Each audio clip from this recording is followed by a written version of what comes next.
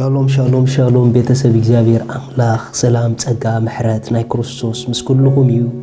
እዚ ካብ ሲአርጂ ኢንተርናሽናል ቸርች ንካፈሎ ንዝበለጸ መዓልቲ ዝበለጸ ቃል ዝብል ፕሮግራምና እዩ ስለዚህ ነዚ መዓልቲ ዝሆን ብሉጽ ናይ ህይወት ቃል ክንካፈል ኢና ሎም ንካፈሎ ቃል ክልተ ብኩሉ ዘበልጽጋኻ ምኽራ አምላክ ዝብላይን ክልተ ብኩሉ ነገር ዘበልጽጋኻ ምኽራ አምላክ ሪኹም እግዚአብሔር አምላክ ብኩሉ ነገራትና ክንዕወት ብኩሉ ነገራትና ፍሬያማ ክንከውን ብኩሉ ነገራትና ክንብልጽግ ብኩሉ ነገራትና ክሳኽዕልና ክልተ ዓበይቲ ምኽሪ አምላክ ባዕሉ ሂቡና እዩ እግዚአብሔር ድማ አምኽሩ ዘይጋገ አምላክ እዩ በሐቂ በአምላክ ከምከር ይደሊ እንተ ዳንብል ኮይና እዘን ክልተ ዓበይቲ ናይ ዓወት ጎደና እግዚአብሔር አምላክ ዝመኸረና ንግበረን ንጠቀመለን ውጽኢተን ድማ ኣብ ህይወትና ክንርኢና እዘን ክልተ ዓበይቲ ምኽራ አምላክ እንታይ ዝብላየን መጽሐፍ ቅዱስ ኣብ ኢያሱ ኣብ መጽሐፍ ኢያሱ ምዕራፍ 1 كمزي بالقال أملاخ كابتن شمونته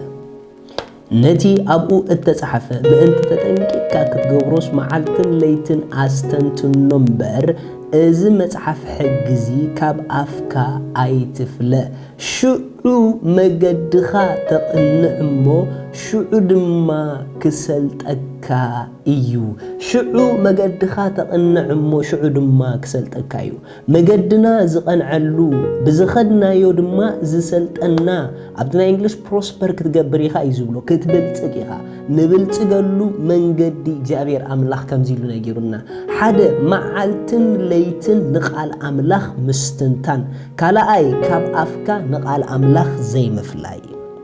سلازي أتنكلت نا እግዚአብሔር ምኽሪ ኣብ ኩሉ ህይወትና ውጽኢታውያን ዝገብረና ቀዳማይ ና እግዚአብሔር ቃል ንምስትንታን ኣብ ህይወት ጊዜ ክንወስድ ኣለና ቃሉ ኣብ እምሮና ሚሞራይዝ እንዳገበርና ደገ እንዳኸና ዲዩ ክንድቅስ ኮለና ዲዩ كنسرح كلنا ديو كنصلي كلنا ديو ابو امرونا دغاغيمنا ننا እግዚአብሔር ቃል ነሳላሱሎ እንተ ዳ ነቃሉ ደጋጊምና ነሳላሱሎ ኮይና ንህይወትና ንዓለምና እግዚአብሔር በቃሉ ኩቆጻጾረ እግዚአብሔር ቃሉ አጻብዕቱ ማለት እዩ ናይ እግዚአብሔር ኢድ ማለት እዩ እግዚአብሔር ባዕሉ ማለት እዩ ስለዚህ አምላክ ኣብ ኩሉ ጉዳይና ጣልቃ አቱ ንደልን ተዳ ኮይና ኣብ ነገራትና ሁሉ ናይ አምላክ ሐሳብ ንደልን ተዳ ኮይና ንኹነታትና መስልሳል ንግዶፎ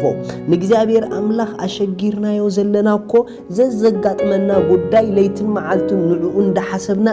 ስለንብል ዘለና እዩ ሎም ሕዋተይ ምኽራ አምላክ ስምዑ ምኽራ አምላክ ንስማዕ ዘብለኩም መስልሳል ገዲፍኩም ኃይል ዝበኩም ናይ እግዚአብሔር ሐሳብ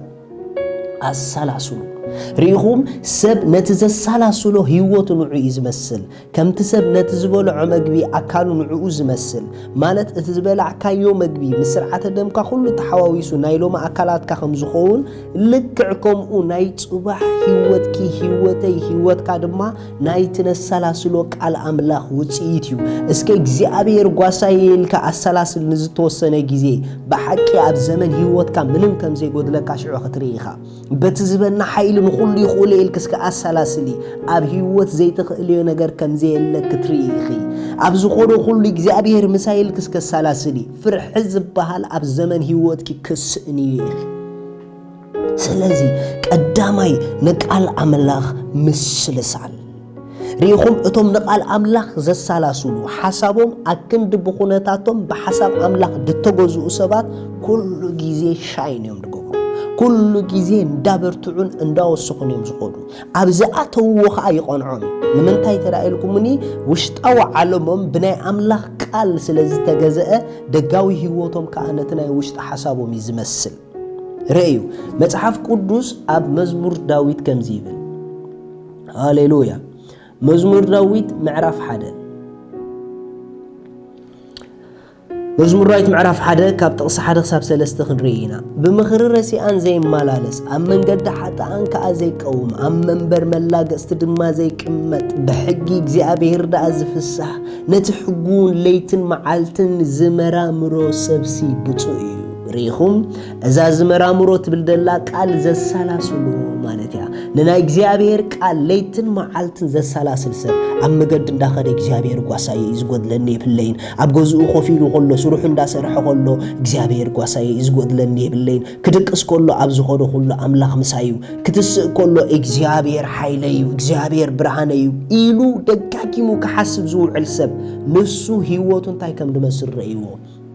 ንሱ ከምታ ፍሬኣ በብግዚኣ እትህብ ቆጽላ ከዓ ዘይረግፍ ኣወሰን ወሓይዝ ማይ እተተኽለት ኦም ይኸውን ዝገብሮ ሁሉውን ይሰንጦ ريخم هيوتو لكع كمتا أوسن وحي زتتخلت زتقطعت زلمعت قرب هيوتو خا لكعكم زتقطعن زلمعني خون أبقى جزيو خا وتصيتاو زخونو غعزو يهلو قوصلو غرمو خا ايرغفن صباقيو ايرغفن اما مጨረሻ ግን ታይል ትፈልጥሪኹም ዝገብሮ ሁሉ خا ሲሶልጦ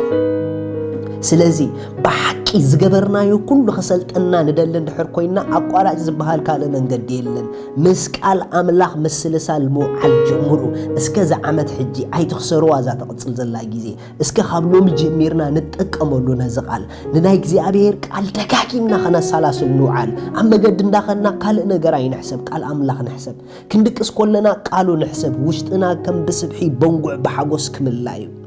ቀጽልናኸ ነቲ ከነሳላስሎ ዝወዓልና በአፍና ናአውጆ ንጎተሲኹም ሰቃይ ትበሉ ንጎተሲኹም ክብሪ ክትብሉ ጀምሩ ሃሌሉያ ገና ካብ ዓራትኩም ከይተሳአኩም እግዚአብሔር ብርሃነዩ እግዚአብሔር ኃይለዩ ክብሪ ይበሉ ሃሌሉያ አመገድ ክትኮዱ ሁሉኩም ቃል አምላኽ አውጁ ሃሌሉያ ንኹነታትኩም ዘጋጥመ ከጋጥመኩም ኩሉ ንኹነታትኩም አውጁሉ አምላኽ ኃይለዩ በትዝበንኑ ሁሉ ይኹለ አይስነፍ አይደክም ኩሉ ጊዜ ብኡ ብርቱዕ ፍጹም አይወድቅን ሰንከልከላ ይብሉን በሉ አፍኩምን حسابكمن كونتاتكم كي قصاصورو تطنققو انت دعا افنان حسابنان قالو تقاصاصيرو لكع كم تاملاخ زبلنا زغبرنايو زجمرنايو كله كقنعنا ايو سلازلو ما حدا سب مساي اوج እግዚአብሔር ኃይለይ ይበሉ እግዚአብሔር ብርሃነይ ይበሉ كمن كده عايز فرح بلو እግዚአብሔር ኃይል ህይወት ይበሉ በትዝበና ኃይል ይበሉ نخلو يخلو أبزخود خلو እግዚአብሔር مسايو أي سنفني أي حللني أي دكمني سنكلكل يبلني እግዚአብሔር أملاخي أتصنعو نهوتي حزوايو كفو زبلا أي بتحننيو كل جيزي سعري كل جيزي زجبرك وزبلا يسلطنيو كل جيزي فرياما هيوت علني أملاخ سما يباركم